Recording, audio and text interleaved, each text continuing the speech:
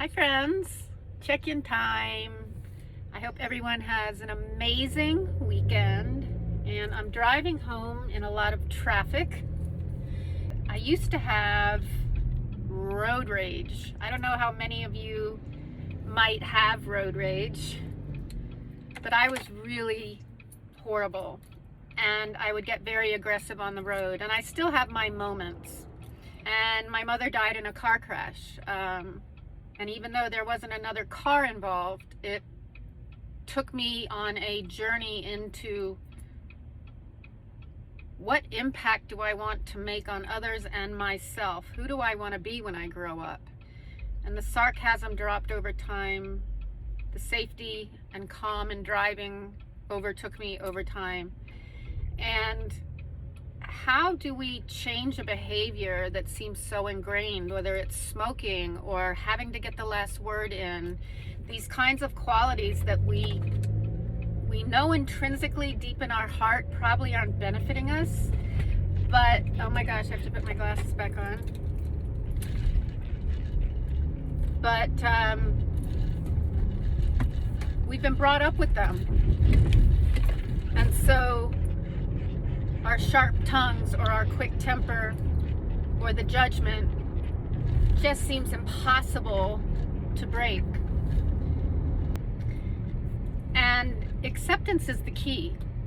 All the sages talk about this, that going against life and against people and against seeing things as they are, it's not that we don't create the change we want to see in the world. But to do it through anger is going to cause you internal angst and injury, even if you don't realize it.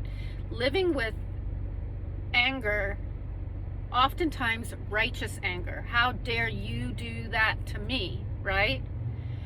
But a calm, quiet, knowledgeable, peaceful person, should you decide to go that route, knows that anger is fear.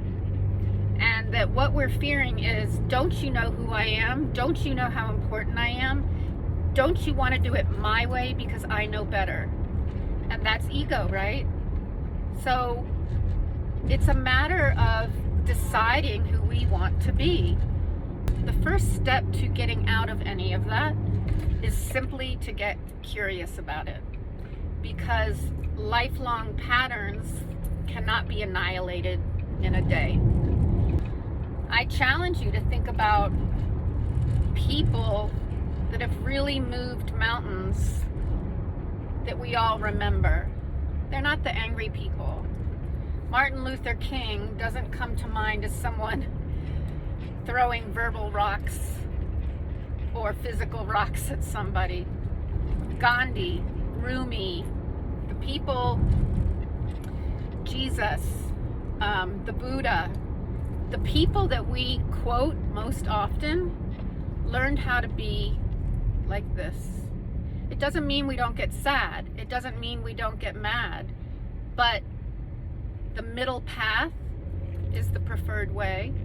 And the more we realize that it's only the mind giving us the anger, which is truly fear, or the sadness, which is lack of appreciation, it's not that we don't feel it. It's that we recognize what it is. Very often, if I'm in a bad mood and my son says, did I do something wrong? Like, why are you being so quiet? Even if it was something that he did that made me mad, that's not his problem. He was doing the best he could in the moment. The problem is that I'm hanging on to it.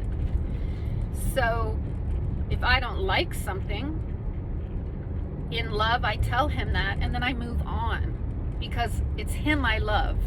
His behaviors might make me infuriated sometimes, but I love him no matter what he's done at the moment that might confuse me or anger me or make me scared that he's going to get hurt, correct? So it's always from inside. It's always an inside job. That's what these leaders are in. That's the state that they're in. Eckhart Tolle, Ram Dass. This car just jammed out in front of me. So I can be pissed off at that car, or I can be thankful that I have brakes. It's all us. It's not the car. It's how I perceive that to affect my world. It's perception upside down if I allow it to get me angry. Okay. Mwah.